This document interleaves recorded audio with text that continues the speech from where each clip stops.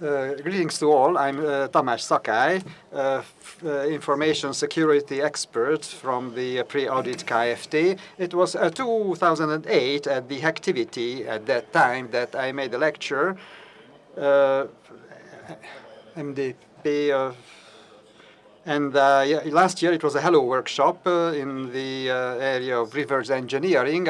This year, I combined the two, and it is a anti-RCE, anti-remote code execution, that solution that I would like to present to you. The question is that why should there be anyone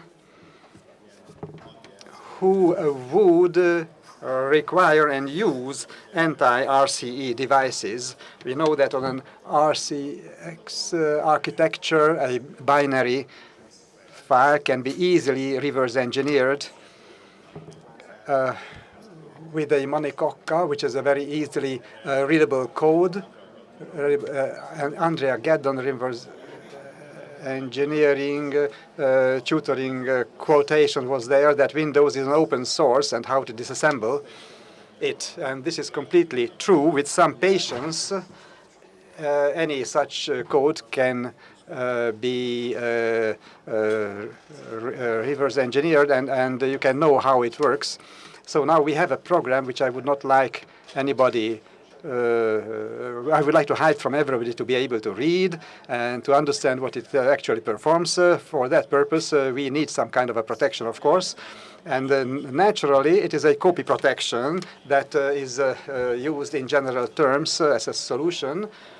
And also the malware, to make it more difficult for malware producers to find solutions. And why anything should be developed which in a certain case can ease the job of a malware manufacturer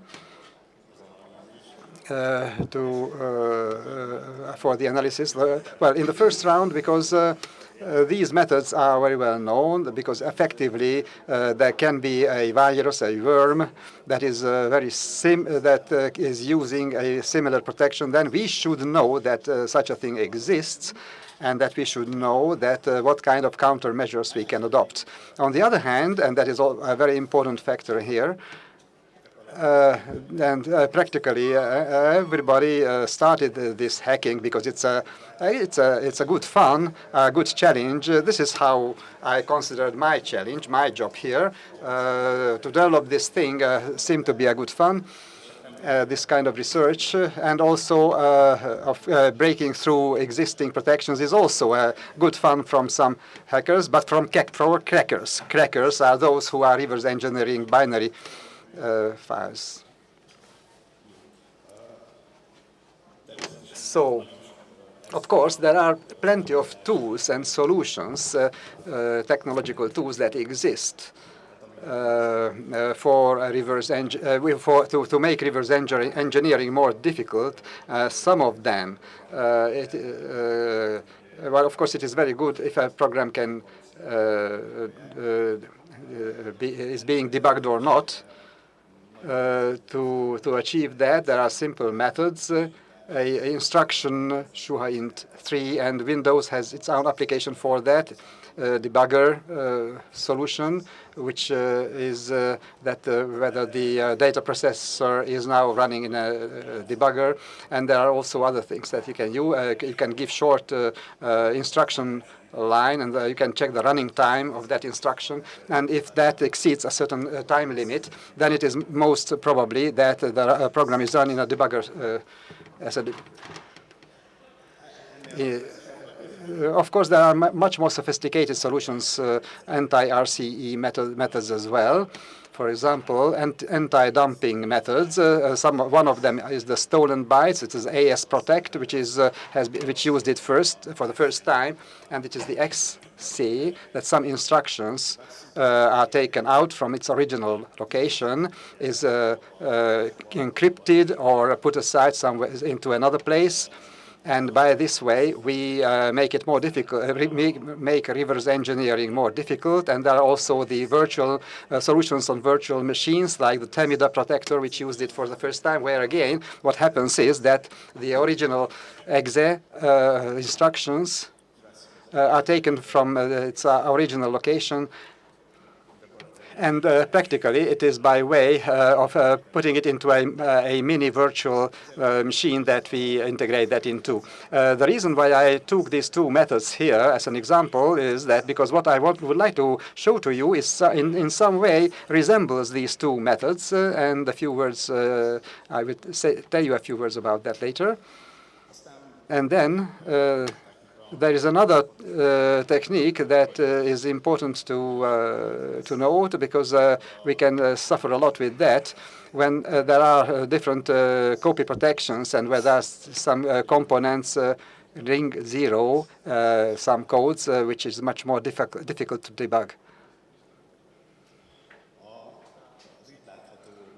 There is the code project link. There is a good summary here on these methods, and besides that also on basically all of the other techniques that are available for this these purposes. The other link is the anti-rce.com, where there are also some descriptions, and also a full framework, which makes it really very difficult to implement these protections there.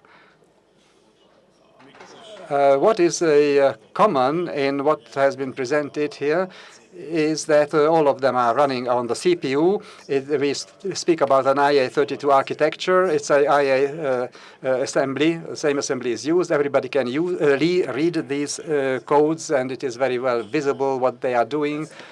But irrespective of that, the protections that we showed before, there are some very tricky ones where you can really suffer a lot with that. But of course, if you take sufficient patience, then you can break them through. Break into them. Now, outside of the CPU, there is another programmable processor in each of the computers, and that is the graphics card, or the GPU itself, which is driving the video, the graphic card. And of course, there is the programming pipelines, pixel, and these are used for accelerating parallel things. They are used in scientific simulation, on which hash breaking and other algorithms that can be put into parallel easily. I myself, I also dealt with this acceleration, GPU acceleration. Then it was already not more interesting for me. And as we are hackers with some tilted approach, then what if we really again try to do something? And then I thought, let's try the reverse engineering. That was still in 2009 that I read some kind of a proof of concept on that. Which can be downloaded on the link that you have on the frame. This is a very simple directing. It is a crack system using where the key is a image of sufficient size, a picture of sufficient dimension and size, so that we can bring a solution to this crack myth. There are some mechanism of extra protection which was not there, and if you know the direct X, you know that it is easy to break into this crack myth. But up until today, there was only one solution for that, and I received one more by email. And I like to believe that this is not because this is dull, but because it's a major challenge. I said that this happened in 2009. 4 years have passed since. The project stopped at that point. I started doing something about it this year again. My idea was to create a GPU-based exa protector. I feed the exa to the program, and it will spit out a protected exa that will be more difficult to reverse engineer. Obviously, when I restarted working on this project, I looked around on the net whether anybody else has tried something similar. I found a single publication This is called GPU-assisted malware, and they chose the method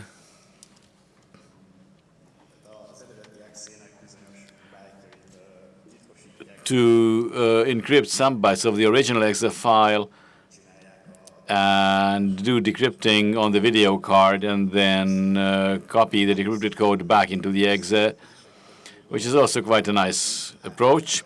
The drawback is that there is a point in the program run where the original decrypted code is written back to the original process's address space and can be read and dumped. My idea was different. I wanted to implement an x86 emulator, a mini x86 emulator on the GPU, and some instructions of the original exe to be protected I cut out and run them on this GPU-based emulator. So the only thing that is copied to the GPU is the CPU context, and the CPU context is copied back. So the code itself will never be in the open. This makes reverse engineering more difficult because the code is there in assembly, but not IA35 assembly, but in the assembly language of the GPU I'm using. So not many reversers have meddled with GPU assembly language. There are no well-proven tools like you have for normal assembly code, like IDA and Kali and similar tools do not exist for GPU assemblers. Obviously, these tools can be created. People can learn GPU assemblies. It's actually just gaining some time with my method. Another approach would be to, instead of an x86-based emulator, we emulate another virtual machine and even add another virtual machine on top of the emulator, which all make it more difficult to do the reverse engineering task. And also, GPUs have been invented for parallel, concurrent running with many thousand threads running concurrently. And if we select one of them, and the reverse engineering person would like to understand what my code is doing, would have to find that single thread that is of interest to him. So what do we need to do? What are the tasks of such an XRP protector? First off, we need to count the original exe to find the instructions it contains and select the code parts that we want to emulate on the GPU. This is important because there exist instructions that are very difficult or impossible to emulate, like transgress function boundaries.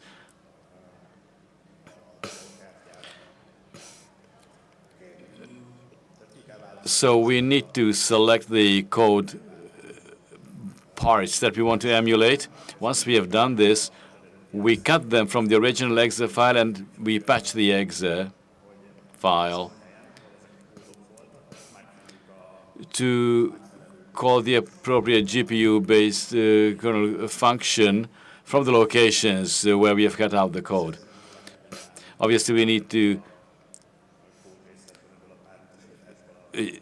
generate the GPU kernel code from these couple of instructions we have cut out. By kernel, I mean the functions running on the GPU. Let me start from the end of this list. This is the implementation of the GPU-based code segments. For a long time now, we don't have to meddle with pixel vertex shaders. enabled to program the GPU. There is a mature GPGPU, general purpose GPUs available. So there are good ways to use them. Here you see the usual solutions. CUDA is nVidia's custom-owned solution, which is a drawback. This is why I can't use it for this project, because it would require an nVidia card for the code to run, for the protection to run. The same applies to Stream, which is AMD's own brainchild. And there is then also Compute Shader, which is a product of DirectX, one of the shader solutions of DirectX. It is a Windows-only approach. This would not be such a big problem because we are trying to protect Windows-based exe files, so Windows-only would not be a problem from this respect. But Windows-based DirectX shaders are compiled to an intermediate language from which it is very easy to restore the initial HLSR source, which would make it too easy for a reverser to do the job. So this is why I did not select Compute Shader. Instead, I chose OpenCL, which is, on the one hand, fully universal for all sorts of operating systems and GPUs, and even for CPUs.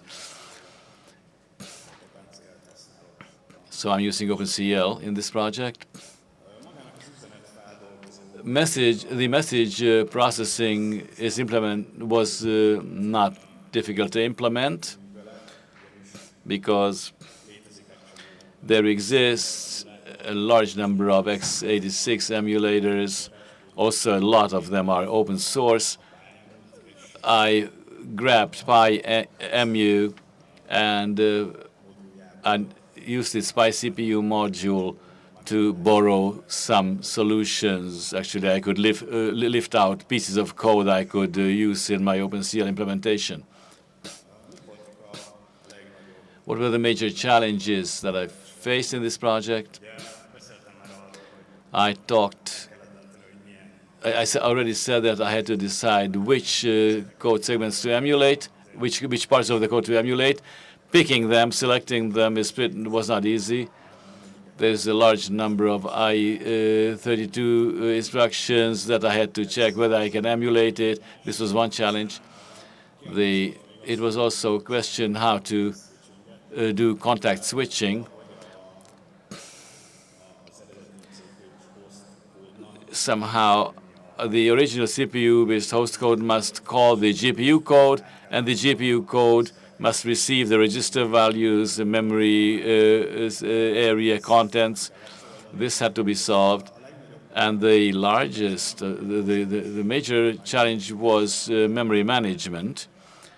This is because the GPU has its own memory management, and it does not even see the system's memory. So if there is a MOV, whatever you read it off, it's a MOV instruction. The GPU cannot simply emulate this because he does not know the contents of the EAX. He cannot write the EAX register's contents into the host's memory. So I had to find a solution to resolve this issue. There were multiple ideas that I had, one being that instructions like this that work with memory areas could simply not be emulated. I say that these cannot be emulated. This approach would leave only very short instruction sequences that I could pack onto the GPU, which would result in a very frequent context switching, which would obviously slow the whole thing down very much. Another approach would be to just pick the host's memory and copy it to the memory card, which sounds awful, very good, but it is not. First of all, the video cards do not have a sufficient memory. 32-bit Windows process has an address space, obviously, as an address space of 2 gigabytes. Now, plus the kernel is just another 2 gigabytes. Now, I haven't seen we already see now memory video cards with 2 gigabytes, but they are pretty new. And also this would have been a very ugly solution. The best solution would seem to be to implement my own memory management. In this case, the process would know where its stack is, and that stack is small enough to fit the video card memory. Plus, we can also enumerate the process heaps, and the parts that are small enough to fit the GPU memory can be loaded into that memory. And then we start the emulation, and if some instruction wants to access a memory address that is not accessible from the GPU memory, then it generates a page fault and calls back to the host to cause it to copy that memory area into the GPU's memory. This approach seemed the best. It is currently it's currently a work in progress. That is the whole project, but I think this will be the approach I'll finally take. We are talking GPU codes. Here are some code examples, code samples. This is what it looks like. This is the CPU context. It looks as a standard C code with the CLU int, which is OpenCL's own data types that need to be used. This is the kernel function itself. It receives the CPU context. This is a simplified thing. It does not yet handle heaps. We just handle we just give it the stack address, and we'll pack into this function the OpenCL codes that emulate the instructions. A couple of code samples about how we are calling this OpenCL kernel from the CPU. This list shows that we request a list of the OpenCL platforms, the available OpenCL devices, and we pick the OpenCL device we are going to use. Then we create the OpenCL program itself. We could do it from source code, but obviously if I have the source code in my exe, then it makes reversing very easy. So we will create it from a binary. Then we must also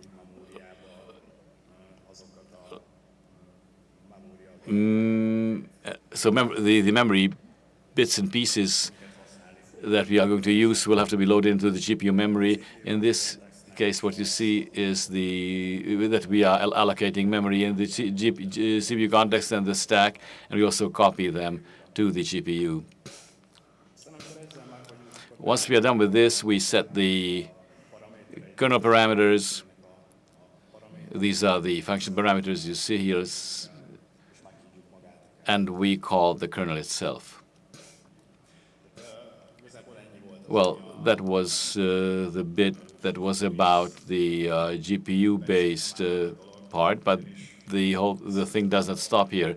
I mentioned that our exe must be disassembled. There is a large number of disassembly engines available to do this, also freely usable ones. This list shows 4 of them. We not only need the assembly IA32 mnemonic of a given binary, we also need certain properties of that instruction, about knowledge about the operands, the SIB byte, mode RM byte. In this slide, you see the Intel manual's image that shows what such an IA32 instruction looks like. Each property is required for us to be able to emulate that given instruction.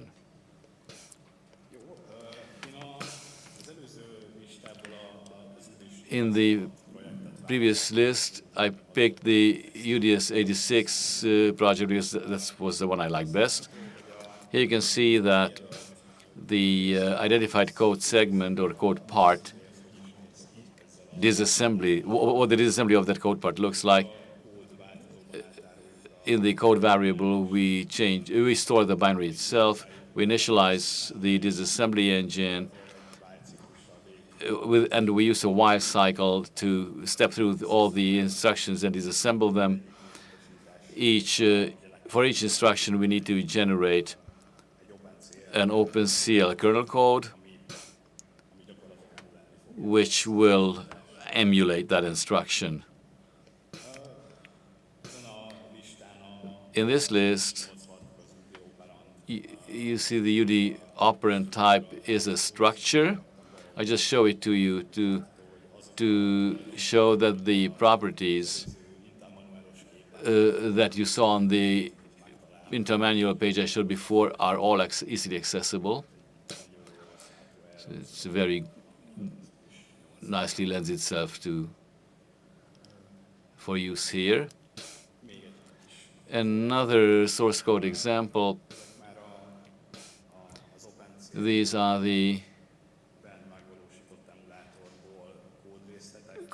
code segments from the emulator implemented in OpenCL. This is the CPU instruction type.